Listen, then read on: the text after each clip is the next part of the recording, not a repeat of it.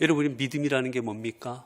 성경은 분명하게 말합니다. 믿음은 들음에서 난다라고 이야기하십니다. 우리의 믿음도 들음에서부터 시작되는 거예요. 여러분, 하나님의 말씀을 어떻게 듣고 계십니까? 오늘 본문 우리가 하나님의 말씀을 어떻게 들어야 되는지에 대해서 이야기하고 있습니다. 오늘 본문에 보게 되면 삼가하여 들어라 라고 하십니다. 주님께서는 우리가 하나님의 말씀을 들을 때 삼가하는 자세로 들으라고 말씀하시는 거예요. 삼가하다라는 말의 첫 번째 의미는 조심하다, 주의하다라는 뜻입니다. 여러분, 하나님의 말씀은 조심하고 주의해서 들어야 됩니다. 왜 그런지 아십니까? 누가 전하느냐에 따라서 그 말씀은 생명의 말씀이 될 수도 있고, 또 거짓 교사들이 전하는 말은 우리를 파멸로 이끄는 말씀이 될 수도 있기 때문입니다. 예수님께서 40일 광야에 계셨을 때 이제 사단이 와서 예수님을 시험하고자 합니다. 그때 사단이 무엇을 가지고 주님을 시험하는지 아십니까? 하나님의 말씀이었습니다. 여러분, 이단들이 무엇을 가지고 우리를 미혹합니까?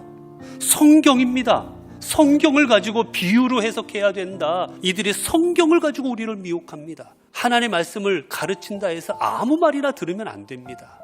제대로 바르게 가르쳐 주시는, 바르게 선포한 하나님의 말씀을 들을 때 우리가 바른 신앙을 가질 수 있는 거예요. 두 번째, 삼가다라는 말에는 생각하다라는 뜻이 담겨져 있어요. 하나님의 말씀을 들을 때는 생각해야 됩니다. 다르게 표현하면 그것은 간절함입니다. 우리는 하나님의 말씀을 간절함으로 들어야 돼요. 오늘 이 말씀이 오늘 내게 어떤 의미로 다가올까? 이 말씀을 통하여 내 삶이 어떻게 변화될까? 그 간절한 마음으로 주의 말씀을 들을 때 우리의 삶이 변화가 있는 겁니다. 그리고 또 이 말 안에는 어떤 뜻이 담겨져 있느냐? 깨닫다라는 뜻이 담겨져 있습니다. 주님께서 십자가에 달려 돌아가신 후에 엠마오로 두 제자가 고향으로 가게 됩니다. 그들은 좌절했고 절망했어요. 희망이 없었습니다. 주님이 이들에게 주신 은혜가 무엇이었느냐?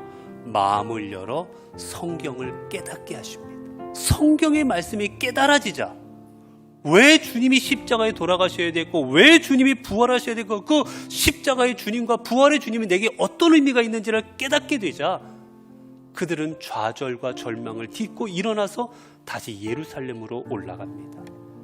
그리고 주님의 놀라운 제자로 변화가 되지요. 마지막으로 이 삼가다라는 말에는 바라보다라는 뜻이 담겨져 있습니다. 주목하다라는 뜻이 담겨져 있어요. 그렇게 우리는 이 말씀을 들을 때 하나님께서 이 말씀을 우리에게 주시는구나, 말씀하시는 주님을 볼 수 있어야 됩니다.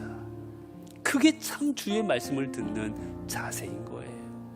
사랑하는 성도 여러분, 오늘도 주님 우리에게 말씀하고 계십니다. 여러분, 이제 주님의 말씀을 삼가하여 들을 수 있기를 바랍니다. 그리할 때 하나님께서 여러분과 여러분의 가정을 구원하여 주실 것이고, 하나님 말씀을 조심히 신중히 듣고 나아갈 때 하나님께서는 여러분의 삶을 세워주시고 여러분이 이 땅에 하나님의 복음의 도구로 사용하여 주실 것입니다.